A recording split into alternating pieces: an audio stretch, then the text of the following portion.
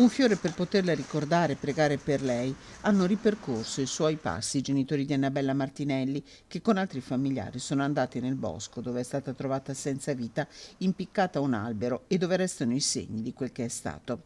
Una famiglia che sceglie ancora una volta il silenzio. Se gli alberi hanno protetto il corpo della studentessa, sarà l'autopsia a dare le risposte alla procura, che sulla sua scomparsa ha aperto un fascicolo per sequestro di persona.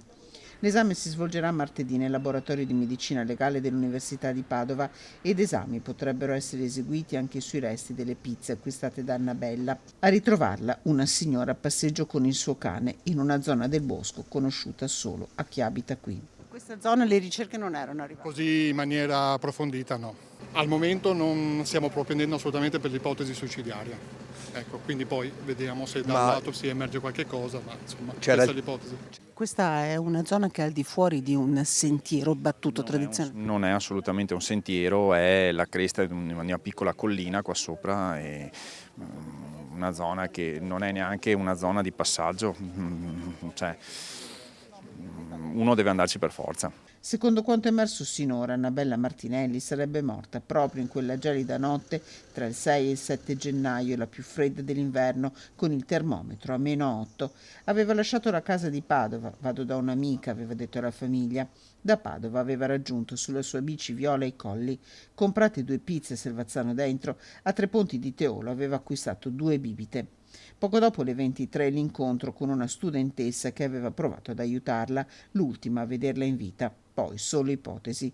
Il 7 gennaio la denuncia della famiglia, scatta il piano per la ricerca di persone scomparse, una mobilitazione imponente su un territorio vastissimo, 33 km quadrati di colline e boschi, che finisce nel modo più tragico con il gruppo elettrogeno dei vigili del fuoco a illuminare il bosco per permettere il lavoro degli investigatori. È finita nella maniera che pensavamo non dovesse finire, perché gli sforzi sono stati importanti e sono stati tanti sforzi di tanti volontari, di tante persone per cercare di trovarla e di trovarla viva, perché pensavamo tutti di trovarla viva. Siamo vicini alla famiglia e tutta la comunità è vicina alla famiglia e siamo un po' affranti tutti. Il giorno dei funerali di Annabella Martinelli a Teolo sarà lutto cittadino. Accanto alla studentessa il suo cellulare, lo zainetto rosso, dentro anche alcuni biglietti e un blocco con dei disegni che racconterebbero la sua volontà. Le domande restano aperte e affollano la mente di tutti. Affranti, i boschi di Teolo racchiudono il dolore più grande, quello di una famiglia inimmaginabile, quello degli amici, quello di un'intera comunità. Un dolore che adesso